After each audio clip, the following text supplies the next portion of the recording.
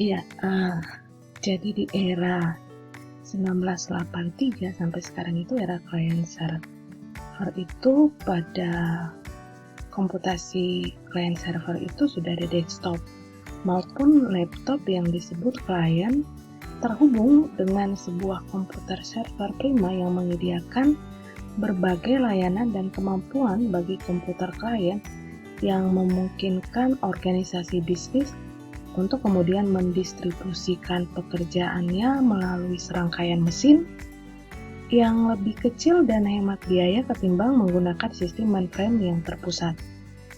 Kemudian berkembang lagi infrastruktur teknologi informasi ini pada era komputasi perusahaan, yaitu di tahun 1992 sampai sekarang.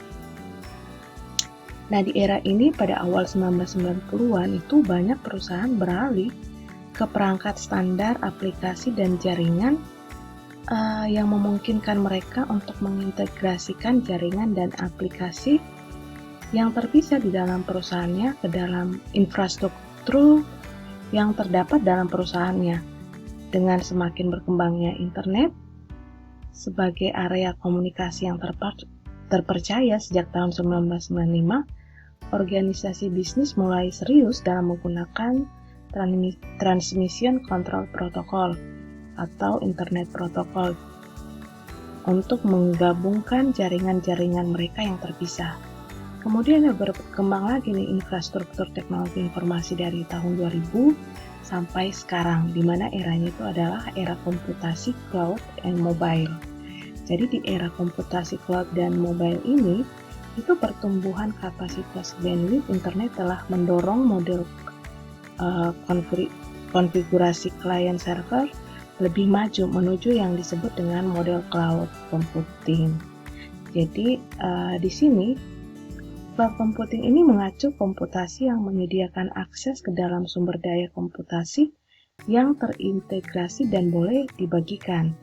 Jadi komputer, perangkat penyimpanan aplikasi, dan layanan melalui sebuah jaringan yang biasanya adalah internet. Oke, sekarang kita masuk ke dalam komponen-komponen dari infrastruktur teknologi informasi. Jadi di sini ada 7 komponen dari infrastruktur teknologi informasi. Kita mulai dari platform perangkat keras komputer. Jadi platform perangkat keras komputer ini di mana perusahaan-perusahaan di seluruh dunia diperkirakan itu akan menghabiskan 448 miliar untuk pembelian perangkat keras komputer pada tahun 2013, termasuk perangkat server dan klien. Jadi, nah, server blade menempati ruangan yang lebih besar dibandingkan server tradisional yang berbentuk box. Nah, penyimpanan ini disediakan oleh sebuah hard drive di setiap server blade atau dengan driver penyimpanan eksternal yang sangat besar. Kemudian platform sistem operasi di tingkat klien. Jadi ada 90% PC menggunakan sistem operasi Microsoft Windows untuk mengelola berbagai sumber dan aktivitas pada komputer.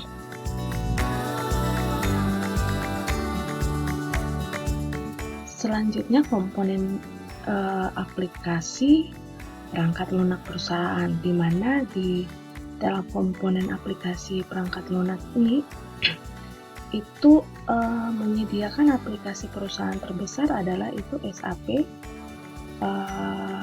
Microsoft, Oracle.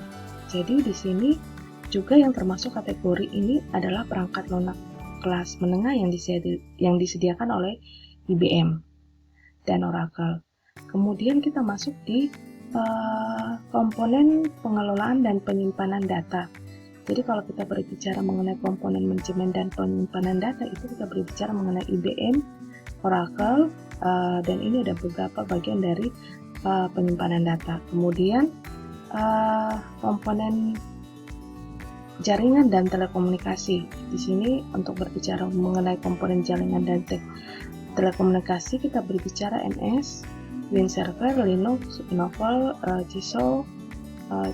Cisco, dan beberapa jaringan yang lainnya. Kemudian kalau kita komponen selanjutnya itu ada internet. Kita menggunakan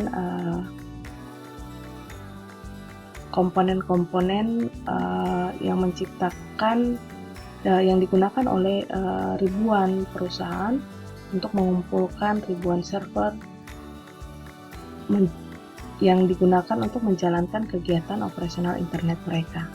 Kemudian ada jasa konsultan, ya, jasa konsultan dan pengintegrasian sistem.